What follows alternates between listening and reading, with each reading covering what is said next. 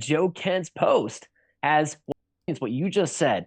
The amount of podcasters who have turned and raised their eyebrows that something's not right in Washington, D.C. How is it that Joe Kent's post has, 80 million views on X alone? Yes. That ought to tell you something. It has. I think it has even more than that now. So we have a special guest with us today, John Yep, founder and CEO of Catholics for Catholics, an organization in Catholic voters taking place on. We're here with a fellow South Sider from Chicago. Yeah. So listen, so tell me what this Catholics for Catholics event is all about. Look, as you mentioned in our bio, we're obviously activists. We were working very hard during the last election to get Donald Trump elected, helped him secure the largest Catholic landslide in U.S. voting history. We partnered with Turning Point and Charlie Kirk. But, aside from activism, we all know it depends on God. So every year we have our main event, which is our Catholic Prayer for America. And this year, we're having it in D.C. And as you probably have seen from the news, it's taking a lot more hits and a lot more media attention than we're normally accustomed to.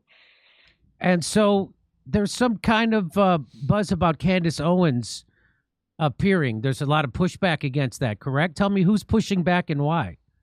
Jimmy, she's not the only one. Look, we always select speakers who show that they're bringing their faith into the public. They're not afraid, because the whole idea of faith, if it just sits under the bushel basket, as Christ said, it's pointless. It must shine as a light for the world.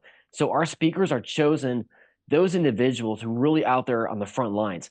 Candace Owens is one of them. This is Candace Owens. We know her. She's the world's largest podcaster. She just hit that metric, I think, yesterday again. And she hasn't been to a public event in over 2 years, right? So this is her first public event that she will be attending. She's a good friend of ours. We've been following her work, investigating the death of my friend, Charlie Kirk, right? We're so grateful for what she's doing. And to have her there, her voice, who's been so fearless among so many other people. I know Barron's on the show a lot. Just to have her presence there is a big testament to what you should be doing, how you should bringing your faith into your everyday life. So you got Candace on there. You got General Flynn. You got Carrie Prejean, who has also made news recently for her. She was fired from the Religious Liberty Commission. We're giving her a reward. And then you have, last but not least, just announced, in fact, is Joe Kent, who will be speaking as well, just fresh off his resignation from the intelligence community. So now Candace Owens has made a very public break with the Trump administration and TPUSA. And you said you worked closely with TPUSA to help get Trump elected.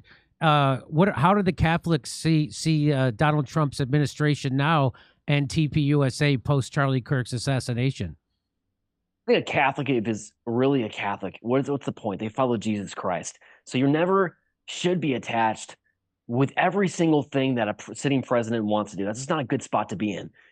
My friend, again, Charlie, he found a way to, yes, support President Trump and the things that he was doing, but at the same time, he could not sit back in June, right? He personally made that trip to the White House, said, President Trump, your base is so against this war. Please do not go to war with Iran. And obviously we know the story 9/10, he was killed.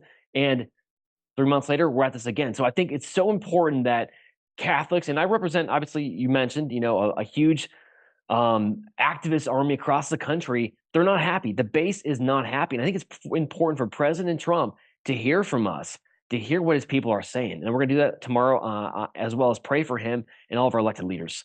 So are you as shocked as I am at the new CNN poll that claims 100% of MAGA support Trump in this war? I think that's got to be a fake poll, because, there's a bunch of MAGA people up there that aren't for this war.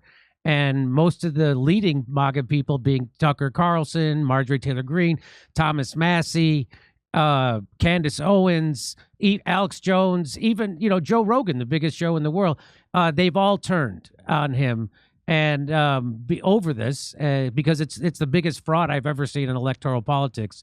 So you're part of that MAGA base that is pushing back against Donald Trump's war of aggression with Iran, right?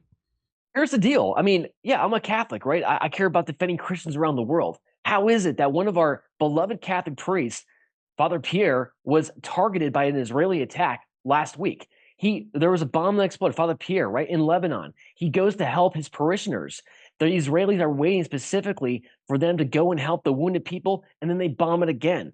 That's not cool. Thankfully, our Holy Father's been speaking up, and I think Joe Kent, who just resigned yesterday, may have heard what the Pope was saying about there needs to be a ceasefire. So yeah, as a Catholic, I'm concerned about that, right? And I'm so glad you brought up the polling.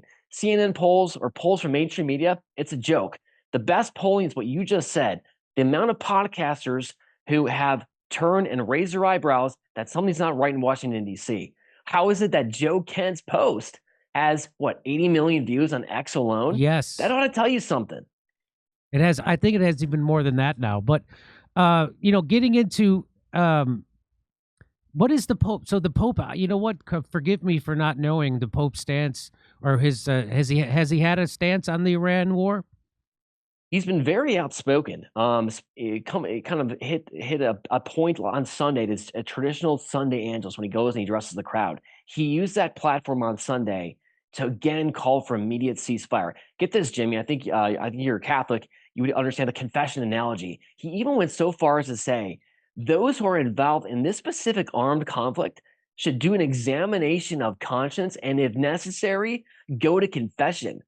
That is the highest authority, arguably, in Christendom, right? Hitting a very specific global issue and saying, look, this probably doesn't meet the criteria of traditional just war doctrine. If we're a Christian nation, if we're a faith-based people, we ought to be thinking, do we have a justifiable right to go to war against this Iranian people? Not saying they're perfect by any means, but the end does not justify the means. And I think we're seeing that. The people know that something's off in Washington, D.C. with this war, and we're speaking up. Let me know in the comments what are your thoughts on this. Who do you think is to blame, guys? Am I tripping for always saying Israel? I love you guys. Subscribe to the channel. See you later.